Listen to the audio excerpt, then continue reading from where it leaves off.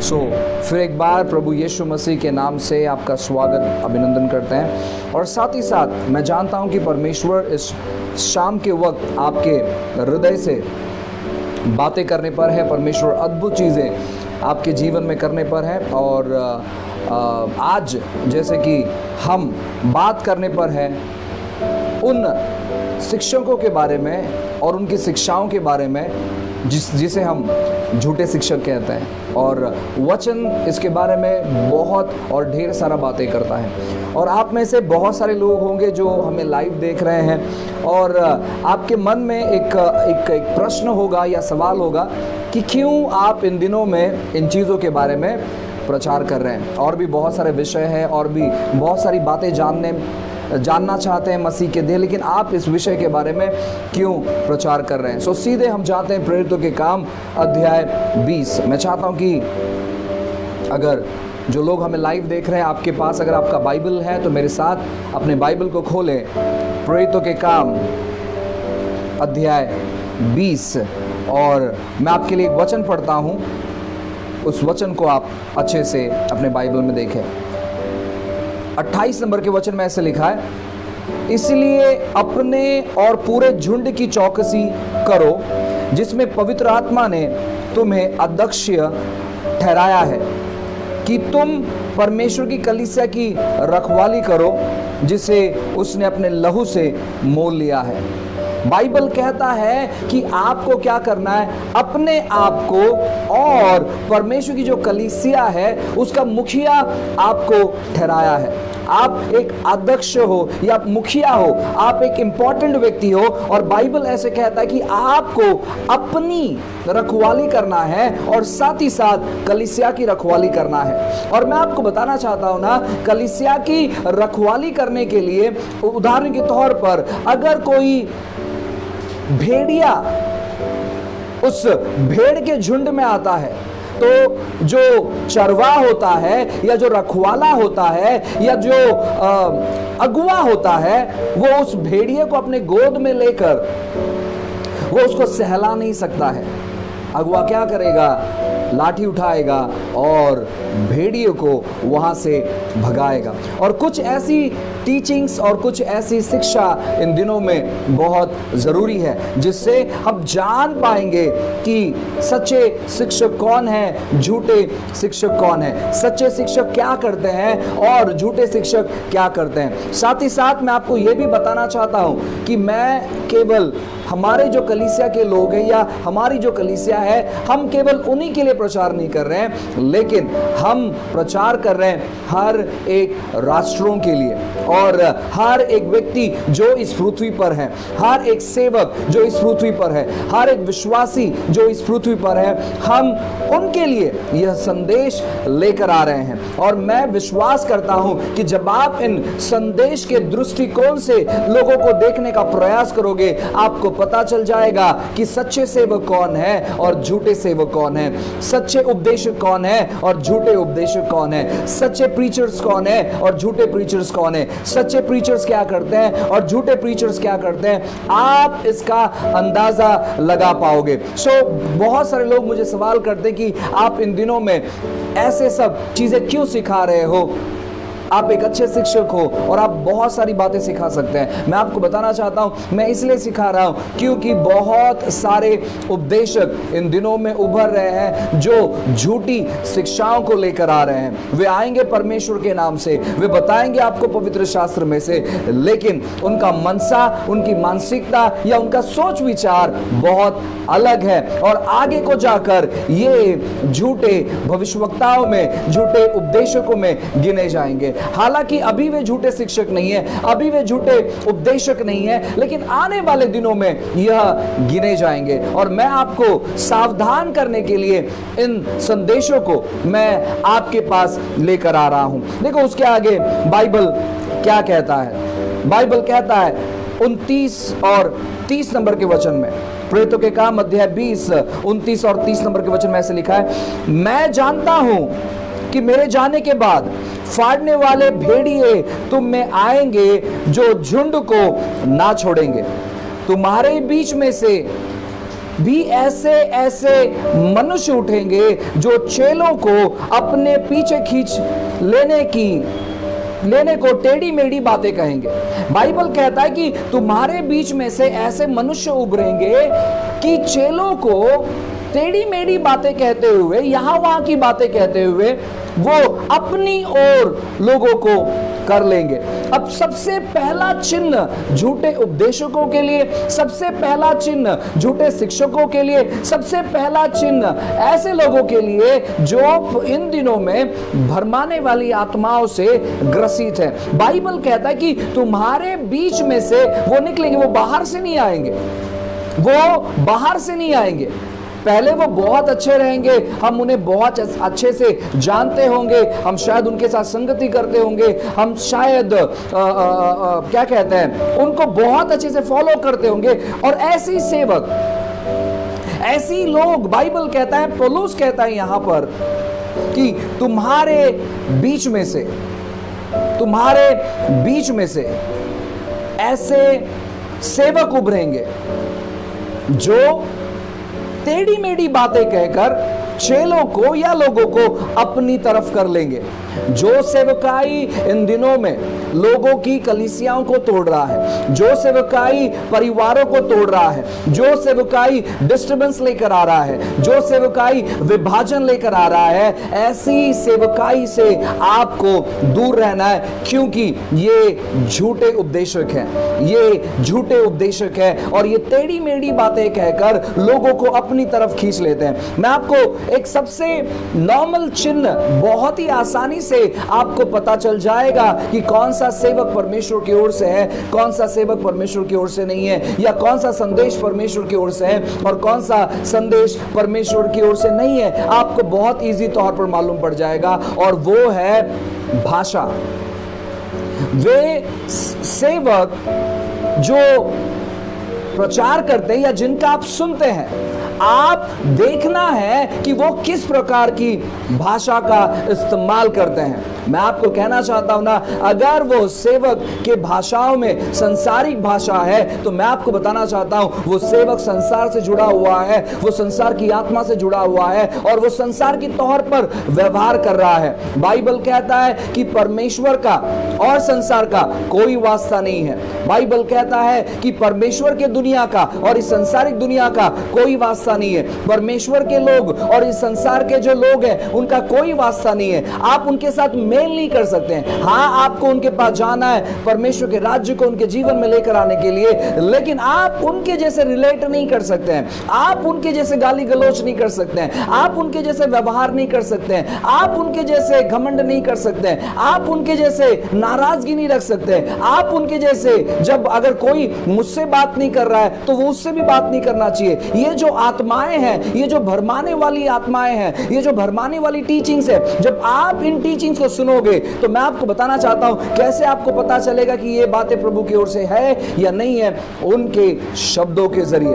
अगर आपको उनके शब्दों में मिलावट महसूस हो रही है तो इस समय आपको उनके शब्दों को सुनना बंद कर देना है, और अगर आप उनका सुनते रहोगे तो शायद आप भी भरमाए जाओगे, आप भी अशांति में अपना जीवन बिताओगे और आपके मन में ढेर सारा सवाल होगा कि यह क्या चल रहा है। आइए उसके आगे पढ़ते हैं। बाइबल कहता है 32 नंबर के वचन में और 33 नंबर के वचन में, बाइबल कहता है, और अब मैं तुम्हें परमेश्वर को और उसके अनुग्रह के वचनों को सौंप देता हूं जो तुम्हारे उन्नति कर सकती है और सब पवित्र किए गए लोगों में साझी करके मिरास दे सकती है। मैंने किसी को चांदी, सोने या कपड़े का लालच नहीं किया है। मैं आपको बताना चाहता हूं ना, यहां पर आप देख सकते हो कि यह व्यक्ति कहता है, यह प्रभु का दास कहता है, यह प्रेरित कहता है कि मैं तुम्हें परमेश्वर के हाथों में समर्पण करता हूं। और बाइबल एक शब्द बहुत अच्छा लिखा है, और उसके अनुग्रह के वचन को सौंप देता हूं, उसके अनुग्रह के वचन को सौंप देता हूं, उसके अनुग्रह के वचन को सौंप देता हूं। बाइबल कहता है यहां पर अनुग्रह के वचन के बारे में। इसका मतलब है वो वचन जो परमेश्वर की ओर से आता है, जब आप उनको सुनते हो तो आपके बंधन टूट जाते हैं। वो वचन जो परमेश्वर की ओर से आता है, जब आप उनको सुनते हो तो आपके मन में शांति आती है। वो वचन जो परमेश्वर की ओर से आता है, जब आप उनको सुनते हो तो आप महसूस करते हो कि परमेश्वर आपके साथ में है। जब आप परमेश्वर की ओर से आने वाले वचन को जब आप सुनते हो तो मैं आपको बताना चाहता हूं ना प्रियो, आप गड़बड़ी महसूस नहीं करते हैं, लेकिन आप परमेश्वर की शांति को महसूस करते हैं। इसलिए बाइबल कहता है कि मैं परमेश्वर के अनुग्रह के वचनों को सौंपता हूं। जो व्यक्ति परमेश्वर के अनुग्रह को आपके जिंदगी में नहीं लेकर आता है, मैं आपको बताना चाहता हूं ऐसे व्यक्तियों से आपको सावधान होना है। लोग तरह तरह की शिक्षाओं को लेकर आ रहे हैं, लोग तरह तरह की बातों को लोग लेकर आते हैं। बाइबल कहता है, रोमियो की किताब में ऐसा लिखा है कि विश्वास जो है मसीह के वचनों को सुनने से उभरता है, बढ़ता है या आता है। आज लोग मसीह की शिक्षा नहीं सिखा रहे हैं, आज लोग अपनी शिक्षा सिखा रहे हैं। आज लोग सिखा रहे हैं कि मसीह लोग क्यों बीमार पड़ रहे हैं, इन चीजों की वजह से, वो क्यों मर रहे हैं, इन चीजों की वजह से। बीमारी परमेश्वर लेकर आ रहा है। मैं आपको बताना चाहता हूं, आज बहुत सारे लोग कंफ्यूज हैं यह जानने के लिए कि प्रभु आखिरकार चाहता क्या है हमारे जिंदगी से, वो किस प्रकार के चीजों को चाहता है, और लोग मसीह लोग डर और भय में जीवन बिता रहे हैं। प्रियो, परमेश्वर ने आपको भय की आत्मा नहीं दी है, लेकिन आपको सामर्थ की आत्मा दी है, आपको प्रेम की आत्मा दी है, आपको संयमता की आत्मा दी है, आपको साउंड माइंड की आत्मा दी है। मैं आपको कहना चाहता हूं ना कि आप जो शिक्षाओं के द्वारा अपने आप को देखते हो कि आप पूरी तौर पर विचलित हो गए हो, आप पूरी तौर पर संघर्ष उठा रहे हो, आप पूरी तौर पर डर गए हो, या आपको चीजें नहीं समझ में आ रही है, तो सबसे पहली बात है आपको क्या करना मालूम है क्या? ऐसे संदेशों को देखना बंद करना है। अपने आप को एंटरटेन करने के लिए, या देखो ये सेवक क्या प्रचार करता है, थोड़ा सुन लेते हैं, ऐसा करने के लिए मैं आपको बिल्कुल प्रोत्साहित नहीं करूंगा। आपको क्या करना है? आपको अवॉइड करना है, आपको ब्लॉक करना है कुछ चीजों को। जब तक आप कुछ चीजों को ब्लॉक नहीं करोगे, चीजें आपके जीवन पर बढ़ती होगी और हावी होती चले जाएगी। अगर आप बीमारी में जीवन बिता रहे हो और मृत्यु वाली बातों को अगर आप सुन रहे हो, तो मैं आपको बताना चाहता हूं आपका कब्र कोई तो खोद रहा होता है, और आप तैयारी कर रहे हो कि आप अपने बिछाने सीधे उस मृत्यु के गड्ढे में लगाने के लिए। सो मैं आपको प्रोत्साहित करना चाहता हूं, ऐसे चीजों को सुनना बंद कर दो। और सुनना क्या आपको मालूम है क्या? परमेश्वर के अनुग्रह से भरे हुए वचन, परमेश्वर के अनुग्रह से भरे हुए वचन। संसार की जो भाषाएं हैं अगर लोग इस्तेमाल करते अपने वचनों में, अगर आप उनमें से एक है, तो मैं आपको बताना चाहता हूं कि आप संसार की भाषा परमेश्वर की कलीसिया में आप इस्तेमाल नहीं कर सकते। दूसरे पत्रस की किताब अध्याय 3 और वचन 14 से आगे मैं पढ़ता हूं, ध्यानपूर्वक सुने। बाइबल कहता है, इसीलिए हे भाइयों, जबकि तुमने इन बातों की आस देखते हो, तो यत्न करो कि तुम शांति से उसके सामने निष्कलंक और निर्दोष ठहरो, और हमारे प्रभु यीशु के धीरज को उद्धार समझो, जैसे हमारे प्रिय भाई पौलुस ने भी उस ज्ञान के अनुसार जो उसे मिला तुम्हें लिखा है। मैं आपको कहना चाहता हूं, आप निष्कलंक या निर्दोष कैसे ठहर सकते मालूम है? अपने शब्दों के द्वारा। आपको इन दिनों में सुनना वही बातों को है जो परमेश्वर की ओर से आती है, और जो आपके विश्वास को बढ़ाती है, जो आपके धीरज को बढ़ाती है, जो बातें परमेश्वर की शांति आपके जीवन में लेकर आती है। देखो उसके आगे बहुत सुंदर लिखा है। बाइबल कहता है 16 नंबर के वचन से मैं पढ़ता हूं, वैसे ही उसने अपने सब पत्रियों में भी इन बातों की चर्चा की है, जिनमें कुछ बातें ऐसे हैं जिनका समझना कठिन है, और अनपढ़ और चंचल लोग उनके अर्थ को भी पवित्र शास्त्र के अन्य बातों की तरह खींच तान कर अपने ही नाश का कारण बनाते हैं। ऐसे बहुत सारे चीजें हैं, ऐसे बहुत सारे वचन हैं जहां पर पतरस कहता है कि जो बातें पौलुस लिखता है वो अनपढ़ या चंचल लोग समझना कठिन है। ऐसे नहीं कि वो नहीं समझ सकते, समझना कठिन है। लेकिन जो बातें समझना कठिन है, कुछ लोग इन दिनों में क्या कर रहे हैं मालूम है? उन बातों को खींच तान कर अपने को सही साबित करने के चक्कर में वे खुद तो नाश होने पर ही है, लेकिन वो दूसरों के जिंदगी को भी वो नाश की मार्ग में लेके जा रहे हैं। इन बातों को आपको जानना है और मैं चाहता हूं कि आप इन वचनों के बारे में आप गहराई से पढ़ाई करें। देखो उसके आगे क्या लिखा है 17 नंबर के वचन में, इसलिए हे प्रियो तुम लोग पहले ही से इन बातों को जानकर चौकसी रहो, ताकि अधर्मियों के भ्रम में फंसकर अपनी कहीं हाथ से खो ना दो। 18 नंबर का वचन बहुत महत्वपूर्ण है, आप ध्यानपूर्वक सुने। पर हमारे प्रभु और उद्धारकर्ता यीशु के अनुग्रह और पहचान में बढ़ते जाओ, उस की महिमा अब भी है और युगानुयुग होती रहेगी। बाइबल कहता है पर हमारे प्रभु और उद्धारकर्ता मसीहा के अनुग्रह और पहचान में बढ़ते चले जाओ। आपको कौन सी बातों में बढ़ना है? आपको परमेश्वर के पहचान वाली बातों में बढ़ना है और आपको परमेश्वर के अनुग्रह में बढ़ना है। ये दो ही चीज हमारे जीवन में अद्भुत तौर पर उन्नति लेकर आ सकती है। ये दो ही बातें हमारे जीवन में प्रोग्रेस लेकर आ सकती है, वो है परमेश्वर के पहचान में और अनुग्रह में। लेकिन इन दिनों में हम क्या कर रहे हैं मालूम है? हम परमेश्वर के अनुग्रह में नहीं बढ़ रहे हैं, लेकिन कोई सिखाते हैं कि आपको व्यवस्था में आपको आगे बढ़ना है। मैं आपको बताना चाहता हूं, व्यवस्था आपके जिंदगी में बढ़ोतरी नहीं लेकर आएगा, लेकिन आपके जिंदगी में बहुत सारी दुविधाओं को लेकर आएगा। क्योंकि व्यवस्था फॉलो करने के लिए दी नहीं गई थी। व्यवस्था इसलिए दी गई थी ताकि इंसान को पता चले कि वो किस तौर पर पापी है, इंसान को पता चले कि वो किस तौर पर गिर चुके हैं, इंसान को पता चले कि हम व्यवस्था को पूरा नहीं कर सकते, लेकिन हमें कोई तो उद्धारकर्ता की जरूरत है इस व्यवस्था को पूरा करने के लिए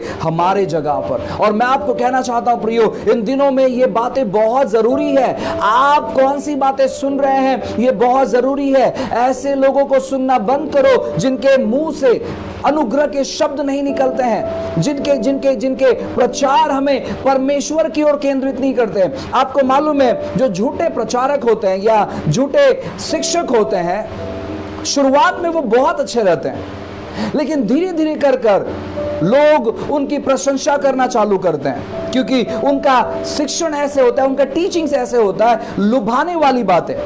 मैंने आपको पढ़ाया जहां पर प्रेरितों के काम 20 अध्याय में ऐसे लिखा गया है कि मैं उनको चांदी सोने वाली जो बातें हैं वो नहीं बताता और उनसे अपेक्षा भी नहीं करता हूं। लोग इन दिनों में क्या करेंगे? जो झूठे शिक्षक होंगे वो लुभाएंगे कि हम आपको यह चीज देंगे, हम आपको वह चीज देंगे, हम आपको सपोर्ट करेंगे, हम आपको मदद करेंगे, हमारे साथ आप खड़े रहे, आपको हमें प्रोटेक्ट करना है और हम आपको प्रोटेक्ट करेंगे, और अगर आपके ऊपर सताव आता है तो हम आपके साथ में खड़े रहेंगे, हम वहां पर टीम बनकर आएंगे। मैं आपको बताना चाहता हूं, सबसे पहली बात, एक व्यक्ति यीशु के पास आया और उसने कहा कि हे गुरु, अगर मैं आपके पीछे आऊं तो मुझे क्या मिलेगा? यीशु कहता है कि बेटा तू पहले मेरे पीछे आ, मैं तुझे बताता हूं मैं तुझे क्या मिलेगा। और फिर यीशु कहता है कि देख, पक्षी को रहने के लिए उसका घर है, जानवरों को रहने के लिए उसका घर है, लेकिन मनुष्य के पुत्र को सर धरने की भी जगह नहीं है।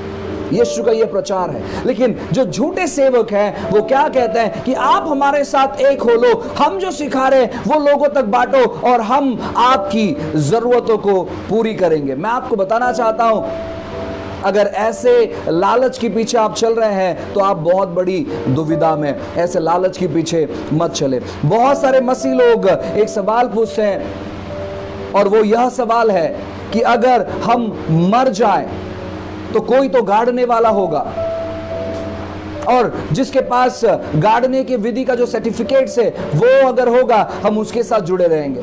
मैं आपको बताना चाहता हूं, आप अभी से ही मरने के बारे में सोच रहे हैं, परमेश्वर आपको जिंदा रहने के बारे में योजना कर रहा है, या आपको जिंदा रहने के लिए परमेश्वर ने अपने आप को क्रूस पर चढ़ा दिया, और आप मरने के बाद जो होने पर है उसकी फिक्र कर रहे हो। वो महत्वपूर्ण बात नहीं है प्रियो। जरूरी नहीं है जिसके पास डेथ सेरेमनी करने का या फिर गाड़ने का सर्टिफिकेट है आप उनके साथ जुड़ जाए, ऐसे बिल्कुल भी नहीं है। क्या ऐसा कोई डेड बॉडी आपने देखा है कि वो मर गया है और वो घर पे ही सड़ रहा है? नहीं। और जरूरी नहीं है कि उसको गाड़ा ही जाए या उसको जलाया जाए, ये इंपॉर्टेंट नहीं है, ये महत्वपूर्ण नहीं है। इसलिए पौलुस कहता है, जब आप पहला कुरिन्थियों 13 अध्याय में जब आप पढ़ोगे, वहां पर लिखता है कि अगर मैं अपने शरीर को जलाने के लिए भी दे दूं जीवित रहते हुए, और अगर मेरे अंदर प्रेम नहीं है तो कोई फायदा नहीं है। सो हमारा डिबेट यहां पर यह नहीं है, हमारी बातें यहां पर यह नहीं है कि मरने के बाद क्या होगा, या जलाना चाहिए या गाड़ना चाहिए। मैं आपको यही बताना चाहता हूं कि जो झूठे प्रचारक है वो आपको बताएंगे हमारे पास ये सब चीज है, इसलिए आप हमें फॉलो करो, हम आपके साथ खड़े रहेंगे, आपके प्रोसिक्यूशन में या आपके सताव के टाइम में हम आपके साथ खड़े रहेंगे। मैं आपको बताना चाहता हूं, जब सताव चल रहा होगा, क्या वो उस समय आएंगे? आप जब सताए जाओगे तो बाइबल क्या कहता है मालूम है, कि जब आप पर सताव आएगा आप यहां वहां चले जाओ। या बाइबल यह भी कहता है कि जो मेरे नाम पर विश्वास करते हैं उन पर सताव आएगा। लेकिन ये लोग क्या कहते हैं कि जब आप पर सताव आएगा हम आपके साथ वहां पर खड़े रहेंगे। मैं आपको बताऊं प्रियो एक बात, अगर मुझ पर सताव आ रहा है तो जो लोग ये कहते हैं कि ओ भाई आप पर सताव आएगा तो हम सताव में आपके साथ खड़े रहेंगे, वो आएंगे जरूर, लेकिन कब मालूम है? सताव हो जाने के बाद। कोई मसीह विरोधी अगर मुझे सता रहा है या मुझे मार रहा है तो मैं उनको संपर्क नहीं कर सकता हूं, जो जिन्होंने ये वादा किया कि हम आपके सताव के टाइम में खड़े रहेंगे, लेकिन जब मैं उनको संपर्क करूंगा तब बहुत देर हो गई रहेगी। सो आप इन सारे मन भटकाने वाली शिक्षाओं की ओर ना मुड़े। आपको सावधान होना है उन शिक्षाओं से जो मसीह के शिक्षाओं के विपरीत है,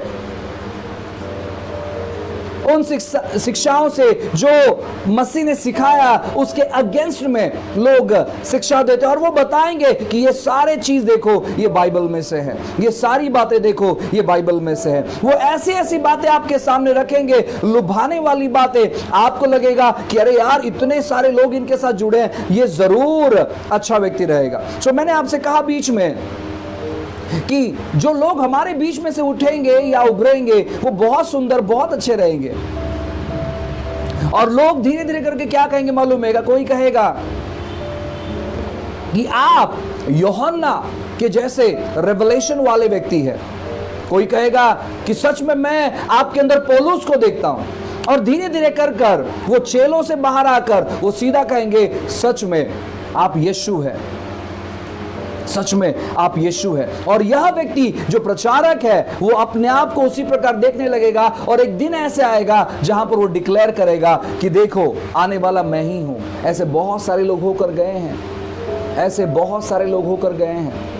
मैं कुछ लोगों के नाम को लूंगा, आप जब इनके बारे में स्टडी करोगे आप जान पाओगे कि परमेश्वर ने किस प्रकार इनको अद्भुत तौर पर इस्तेमाल किया। लेकिन ऐसी गलत शिक्षाओं के वजह से, ऐसी गलत स्टेटमेंट के वजह से, ऐसी जब लोग इनके बारे में बातें करने लगे तो ये अपने आप को एलिया मानने लगे, ये अपने आप को बड़ा भविष्यवक्ता मानने लगे, ये अपने आप को मसीहा मानने लगे। एक व्यक्ति है जिसका नाम अलेक्जेंडर डोई है। जब आप इस व्यक्ति के बारे में पढ़ाई करोगे, यह वह व्यक्ति है, मुझे लगता है ये 17 या 18वें सदी का व्यक्ति है। जब इन्होंने सेवकाई चालू किया बहुत सारे अद्भुत चिन्ह चमत्कार होने लगे, और ये बहुत अद्भुत तौर पर परमेश्वर के द्वारा इस्तेमाल किया गया। लेकिन कुछ समय के बाद इसने एक ऐसा टीचिंग लेकर आया, ऐसी शिक्षा लेकर आई जहां पर वो कहने लगा कि मैं एलिया हूं, मैं ही एलिया हूं, जो आने वाला स्वर्गदूत है वो मैं ही हूं। और उसके बाद बहुत सारा इश्यूज उनके साथ हुआ, बहुत सारा इश्यूज उनके साथ हुआ। एक व्यक्ति उसके बाद उभरा जिसका नाम विलियम ब्रैनम है, बहुत अद्भुत तौर पर इस्तेमाल किया गया, अद्भुत तौर पर, क्योंकि भाइयों के बीच में से वो उभरा था। लेकिन कुछ समय के बाद उसने कहा जो आने वाला 2 गवाह है उसमें से एक गवाह मैं हूं। और उसके कुछ समय के बाद वो व्यक्ति एक बड़े अपघात में मारा गया। मैं आपको कहना चाहता हूं प्रियो, ऐसी लोग उभर रहे हैं इन दिनों में, जो लोगों की कलीसियाओं को, परिवारों को, झुंड को तोड़ रहे हैं, तितर बितर कर रहे हैं और चेलों को अपनी तरफ कर ले रहे हैं। और कुछ समय के बाद ये लोग बहुत सारी गलत शिक्षाओं को और लेकर आएंगे। इसलिए आपको इन दिनों में हर एक झूठी शिक्षाओं का खंडन करना है। और आप खंडन कैसे कर सकते मालूम है क्या? मैं कुछ चीजें आपको बताऊंगा, आपको उन चीजों को करना है।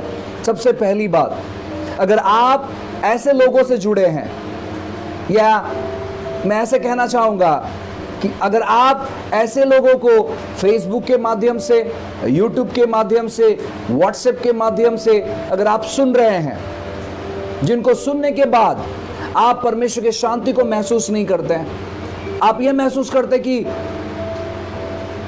हमारे पास अब सच्चा प्रकाशन आ गया है और किसी के पास नहीं है, और आप दूसरे भाइयों को बहुत निचले तौर पर देखते हैं, अगर ऐसी कोई शिक्षा आपके पास आ रही है तो सबसे पहली बात, ऐसी शिक्षा को सुनना बंद करें। दूसरी बात, अगर आप बाय मिस्टेकली उनके फेसबुक से या व्हाट्सएप से या फिर यूट्यूब से जुड़े हुए हैं, आप वहां से हट जाइए, क्योंकि अगर आप वहां पर जुड़े रहेंगे तो मैं आपको बताना चाहता हूं ना, बहुत सारी दिक्कतें आप अपने जीवन में अनुभव करेंगे, क्योंकि झूठी शिक्षा झूठी बातों को आपके जीवन में लेकर आएगी।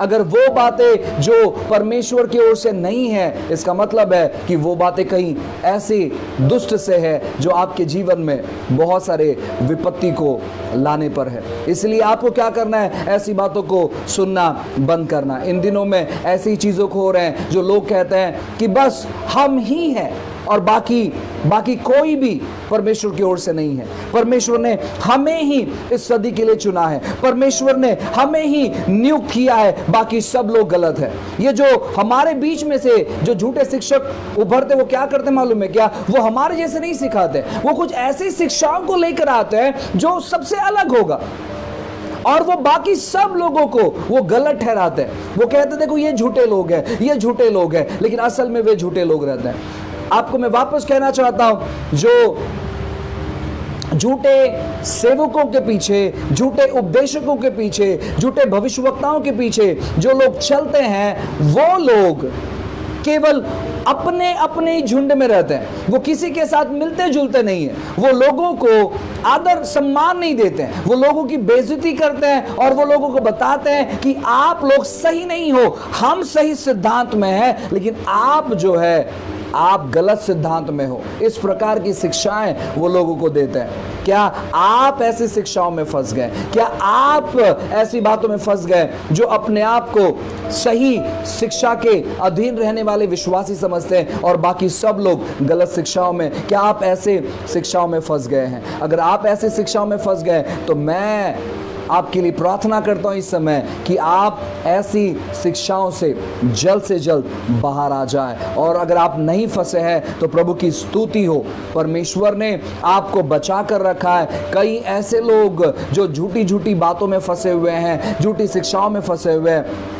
वे लोगों को बाहर लाने के लिए मैं आपको प्रोत्साहित करना चाहता हूं प्रियो, परमेश्वर के वचनों को पढ़ने के लिए, प्रार्थना करने के लिए, और एक भूख अपने अंदर निर्माण करने के लिए कि परमेश्वर आप मुझे बताए, आप मुझे प्रकाशन दे, आपका वचन मुझे समझ में आए। इन दिनों में हम लोगों को प्रशिक्षित कर रहे हैं और आने वाले दिनों में हम हर एक राष्ट्र से लोगों को चुनने पर है, हर एक राष्ट्र से सेवकों को उभारने पर है और वो लोगों को प्रशिक्षित करने पर है, सही शिक्षाओं के प्रति खड़े रहने के लिए, यानी सही शिक्षाओं को कलीसिया में लेकर आने के लिए। परमेश्वर ने जो बोझ मुझे दिया है, ये कहते हुए कि तू अपनी रखवाली कर और साथ ही साथ मसीह की देह की रखवाली कर। और मैं इस समय खड़ा हूँ ये बताने के लिए कि परमेश्वर के लोग, परमेश्वर आपसे प्रेम करते हैं और परमेश्वर अपनी कलीसिया को एक देखना चाहता है। और जो भेड़िया विभाजन लेकर आने पर है, मैं आपको कहना चाहता हूँ ना, उस भेड़िए को हम रोकने पर हैं, उस भेड़िए को हम रोकने पर हैं, ऐसे झुंड को, ऐसे लोगों को हम रोकने पर है। कैसे हम रोकेंगे मालूम है क्या? शारीरिक तौर पर हम उन्हें नहीं रोक सकते हैं, क्योंकि यीशु ने भी शारीरिक तौर पर उन्हें नहीं रोका है। हम परमेश्वर के वचनों का प्रचार करते हुए हम उन्हें रोकेंगे। अब मुझे इन दिनों में ये एक बातें समझ में आ रही है कि क्यों पौलुस कहता है कि मैं तुम्हारे लिए जच्चा सा पीड़ा सहता हूं। मालूम है क्यों वो कहता है? क्योंकि वो रात दिन परिश्रम करता है परमेश्वर के वचनों को जानने के लिए, समझने के लिए, और प्रार्थना में समय बिताता है, वो यातनाओं में समय बिताता है, वो या एक जगह से वो दूसरे जगह जाकर लोगों को सिखाने में वो समय बिताता है। और वो कहता है कि मैं बहुत बड़ा पीड़ा उठाता हूं मसीह लोगों के लिए, और आपको भी वो पीड़ा उठाना है। कौन सी पीड़ा? परमेश्वर के वचनों को और अच्छे से पढ़ने के लिए, प्रार्थना करने के लिए, मध्यस्थी करने के लिए, और परमेश्वर का सही प्रकाशन, प्रभु का सही वचन लोगों तक पहुंचाने के लिए। प्रियो, ये समय है जहां पर हम सब एक होकर प्रभु की बातों को जितना जल्दी हो सके हम फैलाएंगे, उतना ही ज्यादा उस भेड़ियों के, जो भेड़िए इन दिनों में हमला कर रहे हैं मसीह शिक्षाओं पर, उन हमलों से लोगों को बचाने के लिए। सही शिक्षा मानो एक कवच के तौर पर है। जब सही शिक्षा लोगों के जीवन में जाती है तो वो कवच के तौर पर काम करती है। भेड़िया जब अपनी शिक्षा लेकर आता है तो वो गलत शिक्षा उस सच्चे शिक्षा के कवच से टकराकर वो वापस चले जाती है, वो उस कवच के अंदर वो प्रवेश नहीं करती है। वैसा कवच परमेश्वर आपके द्वारा अनेक लोगों के जीवन में बनाने पर है। परमेश्वर आपसे बातें करना चाहता है और कहना चाहता है कि आप इन दिनों में परमेश्वर के वचनों की पढ़ाई करें और ऐसे सारे झूठे टीचिंग्स के विरोध में आप खड़े रहे सच्ची शिक्षा को बोलने के लिए। मैं आपको कहना चाहता हूं, अगर कोई आपको मूर्ख कह रहा है, आप उसे मूर्ख कहते हुए रिप्लाई मत दें। कोई आपको गलत बातें कहता है, उसे गलत बातें कहते हुए रिप्लाई मत दें। कोई व्यक्ति अपने प्रचार में हर एक लोगों को झूठा ठहराता है, मैं आपको बताना चाहता हूं ना, उस व्यक्ति को झूठा ठहराते हुए आपको प्रचार नहीं करना है। आपको बस एक ही चीज करना है, परमेश्वर का वचन जितना हो सके आपको फैलाना है, आपको प्रचार करना है। अगर आपको प्रचार करना नहीं आता है तो जो बातें प्रभु की ओर से है, जब आप सुनते हो और जब आप पर अनुग्रह बरसता है, उन बातों को आप फैलाने वाले बन जाए, उन बातों को लोगों तक पहुंचाने वाले व्यक्ति आप बन जाए। अगर आप इन दिनों में हमारे टीचिंग से या शिक्षाओं से आशीषित है तो मैं आपको बताना चाहता हूं ना, आपको क्या करना है, आपको सुनना है, उसे अपने जीवन में लागू करना है, और साथ ही साथ जो लोग आज अंधकार में हैं उन लोगों तक इन शिक्षाओं को भेजना है ताकि परमेश्वर उनके जीवन में भी कार्य कर पाए। हालेलुया। हम आने वाले दिनों में और भी अच्छी अच्छी बातें आपके लिए लेकर आने पर है कि आप बाइबल कैसे पढ़ सकते हैं, कि आप बाइबल के जो सेवक हैं उनके जीवन की कथाओं को हम बोलने पर है। जो सेवक अद्भुत तौर पर जिन्होंने बेदारी लेकर आए उनके प्रति हम वीडियोस बनाने पर है, टीचिंग्स देने पर है, नए नियम के ऊपर हम टीचिंग्स देने पर है, नई वाचा, पुरानी वाचा, और भी ऐसे ढेर सारे टीचिंग्स और भी ऐसे ढेर सारी जो शिक्षाएं हैं हम लाने पर हैं। और हम विश्वास करते हैं कि इन दिनों में परमेश्वर बहुत सारे सेवक लोग को उभार रहे हैं जो परमेश्वर की आत्मा से भरकर एक अंतिम कटनी काटने पर है, और प्रभु उनमें से आपको भी इस्तेमाल करेंगे। आइए हम प्रार्थना करते हैं। Love you Jesus, hallelujah. पिताजी फिर एक बार यीशु के नाम से हम आपके पास आते हैं प्रभु। आपकी कृपा, आपकी दया, आपके अनुग्रह को परमेश्वर इस समय प्रभु हम बोलते राजा। प्रभु यीशु के नाम से प्रभु जी आपकी कृपा दया को प्रभु जी हम लोगों पर मांगते प्रभु जी। आपकी इच्छा योजना को परमेश्वर हम लोगों पर कहते प्रभु जी। हम प्रार्थना करते प्रभु जी की होने दे हर एक वो लोग प्रभु जो इस समय हमें देख रहे हैं परमेश्वर राजा। यीशु के नाम से आपकी कृपा, आपकी दया और आपकी भलाई प्रभु जी हम लोगों के जीवन में कहते राजा। यीशु के नाम से प्रभु जी हर एक बातें जो विभाजन लेकर आ रही है, जो दुर्घटनाएं लेकर आ रही है, जो समस्याओं को लेकर आ रही है प्रभु जी, ऐसी बातों को हम खंडित करते हैं यीशु के नाम से प्रभु जी। और आपकी भली बातें, आपकी अच्छी बातें प्रभु लोगों के जीवन में कहते हैं परमेश्वर। आपने कृपा दया किया इसलिए हम धन्यवाद देते हैं, महान महिमा आपको देते हैं। प्रार्थना यीशु के नाम से मांगते हैं, आमेन आमेन आमेन। गॉड ब्लेस यू, प्रभु आपको आशीष करे।